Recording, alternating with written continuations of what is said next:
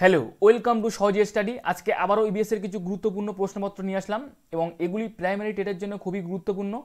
এটা ইবিএস এর 25 নম্বর ক্লাস এবং এর আগে 24টি ক্লাস হয়ে গিয়েছে। তোমরা যারা সেই ক্লাসগুলি দেখোনি তারা অবশ্যই আমাদের চ্যানেলে প্লেলিস্ট করা আছে, তোমরা সেই ক্লাসগুলি দেখে নিও এবং আজকের ক্লাসটা তোমরা দেখতে থাকো এবং যে প্রশ্নগুলো নিয়ে আসলাম তোমরা সেই প্রশ্নের উত্তর করতে থাকো।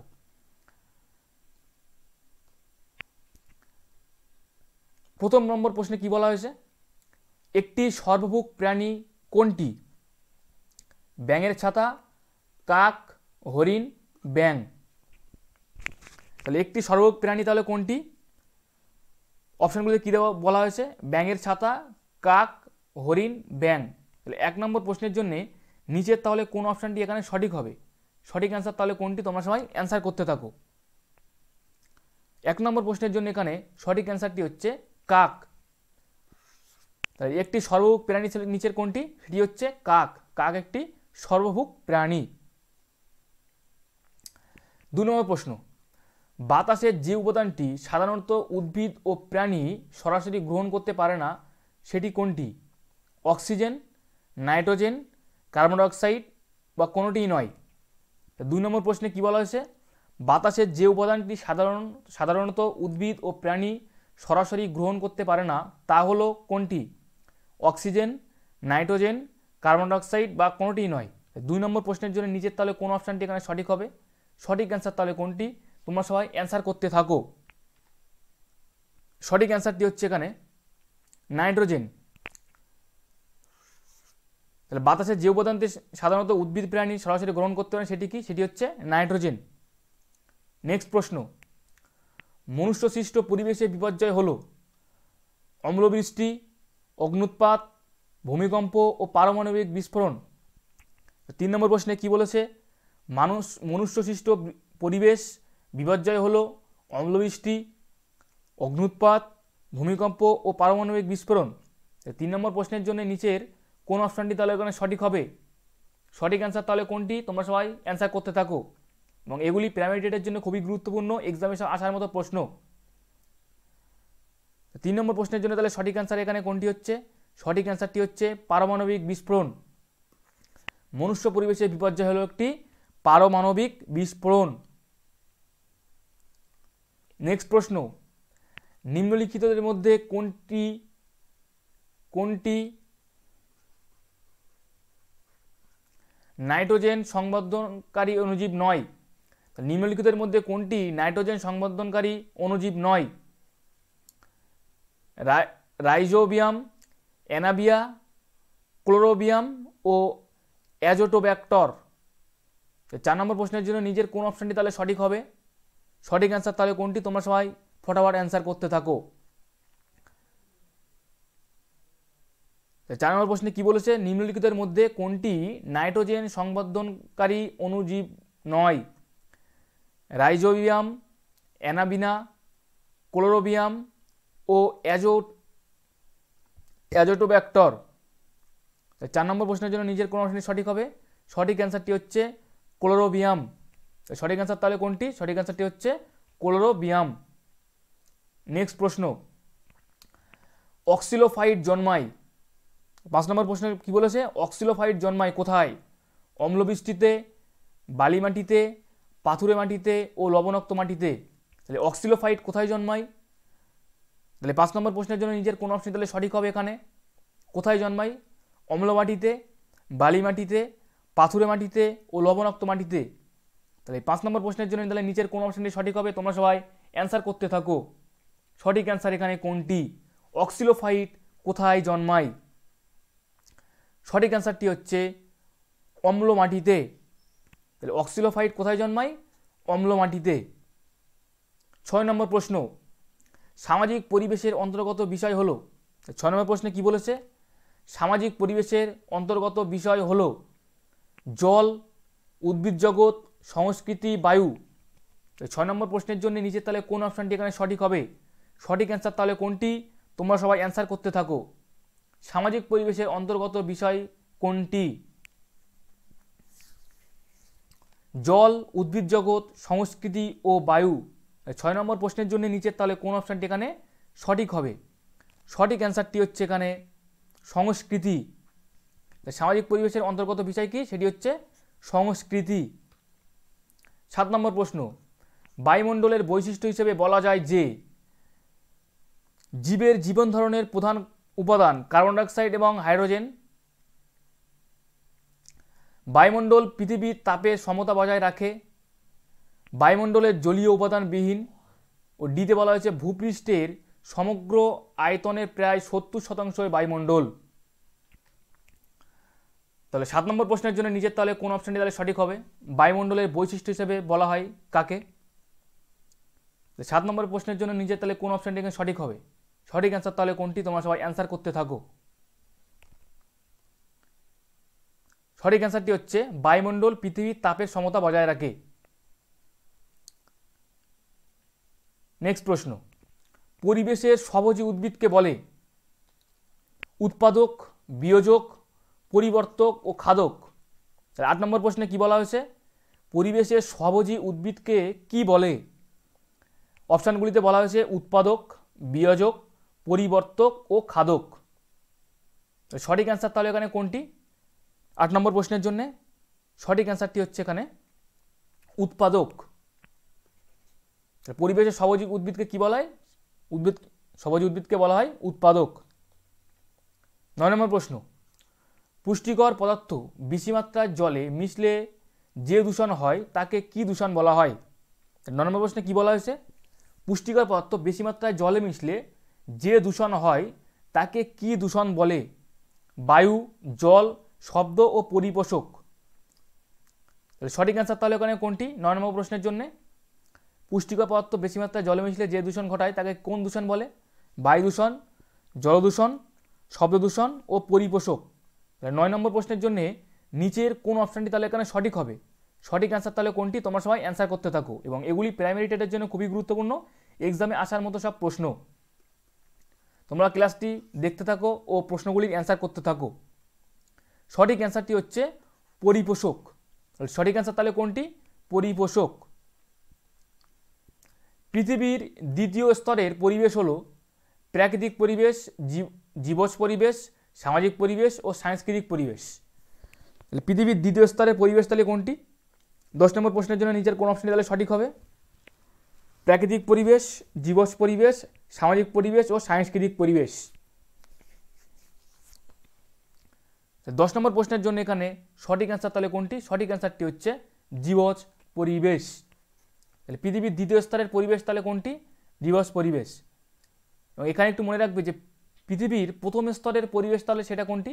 সেটি হচ্ছে প্রাকৃতিক পরিবেশ এবং তৃতীয় স্তরের পরিবেশ হচ্ছে সামাজিক পরিবেশ। তাহলে দ্বিতীয় স্তরের পরিবেশ হচ্ছে জীবজ পরিবেশ, প্রথম স্তরে হচ্ছে প্রাকৃতিক পরিবেশ এবং তৃতীয় স্তরের পরিবেশ হচ্ছে সামাজিক পরিবেশ।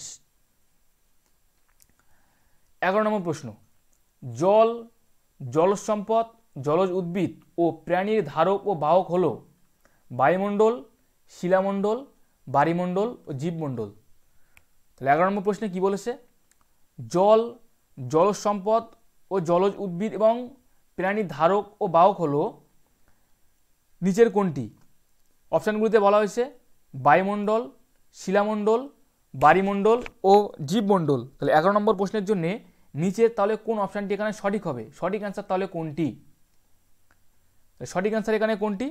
সঠিক অ্যান্সারটি হচ্ছে বায়ুমণ্ডল। জলজ সম্পদ, জলজ উদ্ভিদ, প্রাণীর ধারক ও বাহক হচ্ছে বায়ুমণ্ডল। 12 নম্বর প্রশ্ন, ভারতে পরিবেশগত সচেতনতা বৃদ্ধি পেয়েছে পরিবেশবিদ্যার পাঠদানের পর, সুপ্রিম কোর্টের নির্দেশের পর, রাজ্য সরকারগুলি ব্যাপক প্রচারের পর ও ভূপাল গ্যাস দুর্ঘটনার পর। তাহলে 12 নম্বর প্রশ্নে কি বলেছে?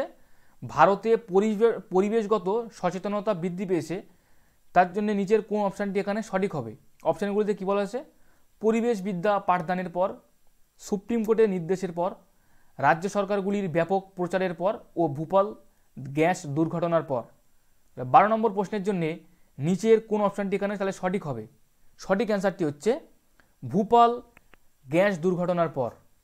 ভারতের পরিবেশগত সচেতনতা বৃদ্ধি পেয়েছে ভূপাল গ্যাস দুর্ঘটনার পর। নেক্সট প্রশ্ন, ভৌমজল অপর কী নামে পরিচিত? 13 নম্বর প্রশ্ন এখানে কি বলেছে? ভৌমজল অপর কি নামে পরিচিত? উপপৃষ্ঠীয় জল, সহজাত জল, উৎসন্ন জল ও কোনোটিই নয়। তাহলে ভৌমজল নিজের অপর কি নামে পরিচিত? উপপৃষ্ঠীয় জল, সহজাত জল, উৎসন্ন জল ও কোনোটিই নয়। 13 নম্বর প্রশ্নের জন্য নিচের কোন অপশানটি এখানে তাহলে সঠিক হবে? সঠিক অ্যান্সার তাহলে কোনটি? তোমরা সবাই অ্যান্সার করতে থাকো। সঠিক অ্যান্সারটি হচ্ছে উপপৃষ্ঠীয় জল। তাহলে ভৌমজলের অপর নাম কি? উপপৃষ্ঠীয় জল। নেক্সট প্রশ্ন, যে ভূতাত্ত্বিক স্তরের মধ্য দিয়ে জল পরিবাহিত, খরিত ও পরিপূরিত হয় তাকে কি বলে? 14 নম্বর প্রশ্নে কি বলেছে? যে ভূতাত্ত্বিক স্তরের মধ্য দিয়ে জল পরিবাহিত, খরিত ও পরিপূরিত হয় তাকে কি বলে? ভাদস জল, ভৌম জলস্তর, গিজার বা অ্যাকুইফার। 14 নম্বর প্রশ্নের জন্য নিচের কোন অপশানটি তাহলে সঠিক হবে? অপশানগুলিতে কি বলা হয়েছে? ভাদস জল, ভৌম জলস্তর, গিজার ও অ্যাকুইফার। সঠিক অ্যান্সার এখানে কোনটি হবে? সঠিক অ্যান্সারটি হচ্ছে ভৌম জলস্তর। তাহলে যে ভূতাত্ত্বিক স্তরের মধ্য দিয়ে জল পরিবাহিত, খরিত ও পরিপূরিত হয় তাকে বলা হয় ভৌম জলস্তর। 15 নম্বর প্রশ্ন, জলে অবাধ শ্বসনকারী ব্যাকটেরিয়ার আধিক্যে যে গ্যাসের পরিমাণ বৃদ্ধি পায় সেটি কি?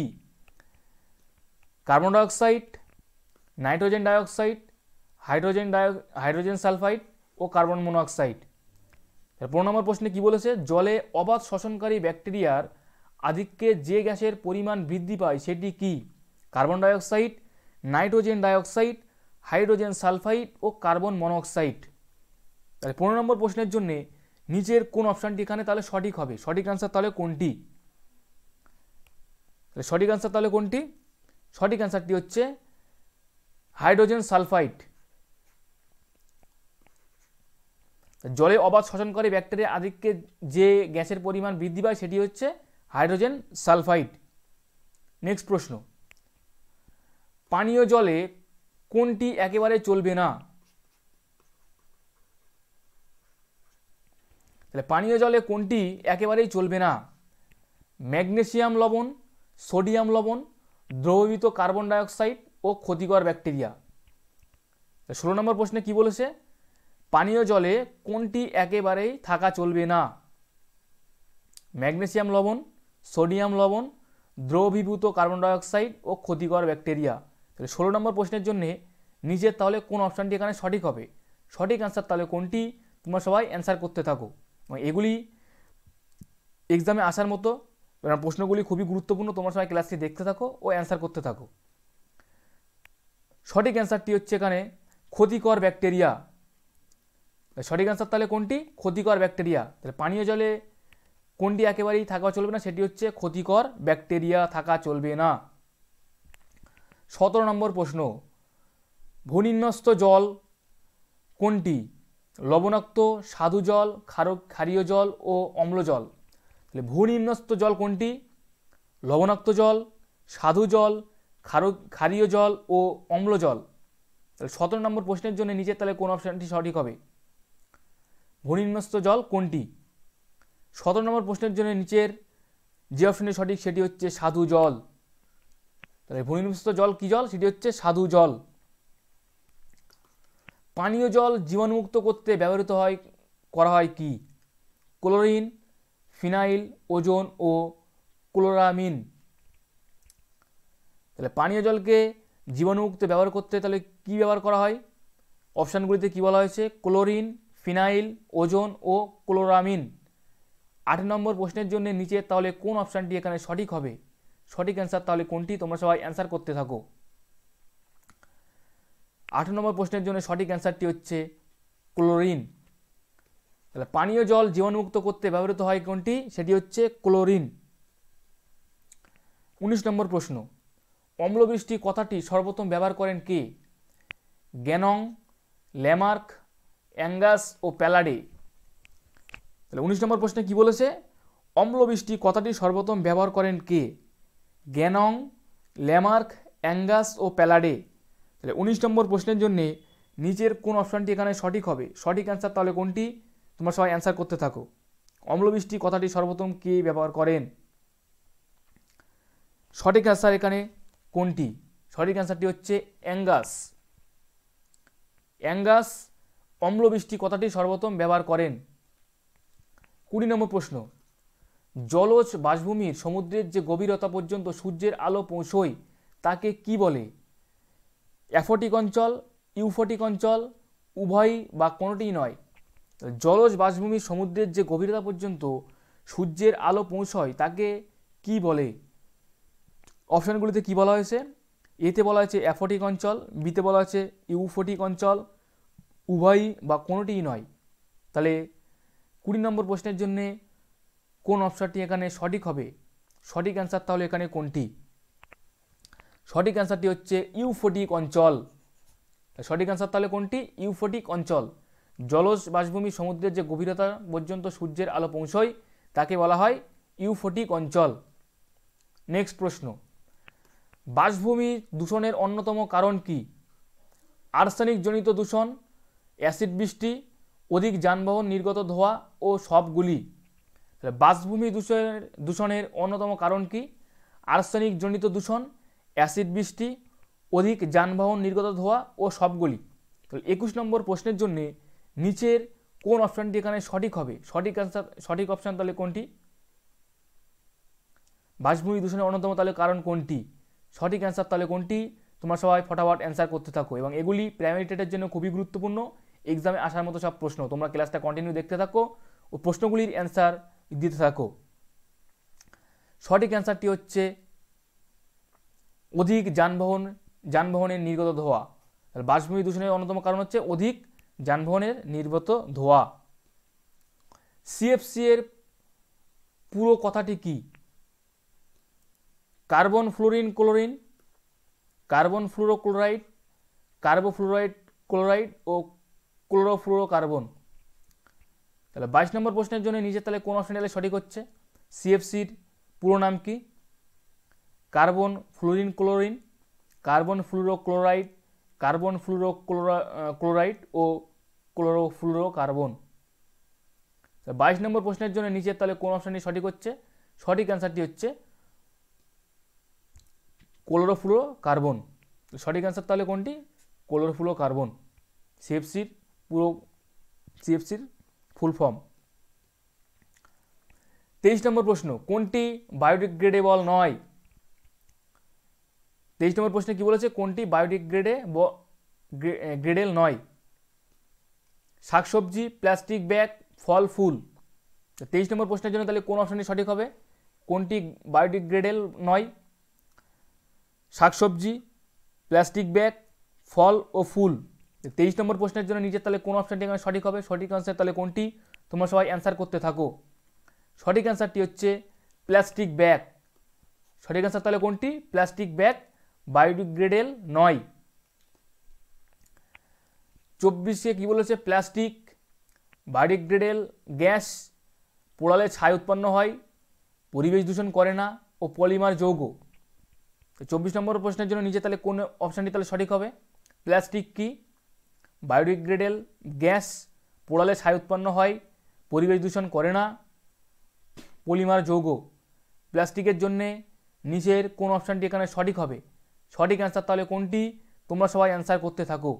প্লাস্টিক কি? সঠিক অ্যান্সারটি হচ্ছে পলিমার যৌগ। সঠিক অ্যান্সার তাহলে ওখানে কোনটি? প্লাস্টিক হচ্ছে পলিমার যৌগ। 25 নম্বর প্রশ্ন, এলপিজি এর দহনে উৎপন্ন বিষাক্ত গ্যাস কোনটি? কার্বন মনোক্সাইড, হাইড্রোকার্বন, মিথাইল মার্কেপটান ও সবগুলি। তাহলে 25 নম্বর প্রশ্নে কি বলেছে? এলপিজি এর দহনে উৎপন্ন বিষাক্ত গ্যাস কোনটি? কার্বন মনোক্সাইড, হাইড্রোকার্বন, মিথাইল মার্কেপটান ও উপরে সবগুলি। 25 নম্বর প্রশ্নের জন্য নিচের কোন অপশানটি এখানে সঠিক হবে? সঠিক অ্যান্সার তাহলে কোনটি? সঠিক অ্যান্সারটি হচ্ছে কার্বন মনোক্সাইড। এলপিজি এর দহনে উৎপন্ন বিষাক্ত গ্যাস কোনটি? Carbon monoxide. এই ছিল আমাদের ইবিএস এর কিছু প্রশ্ন এবং ক্লাসটি যদি ভালো লেগে থাকে অবশ্যই একটি লাইক করে দেবে এবং এখানেই আমরা ক্লাসটি শেষ করব।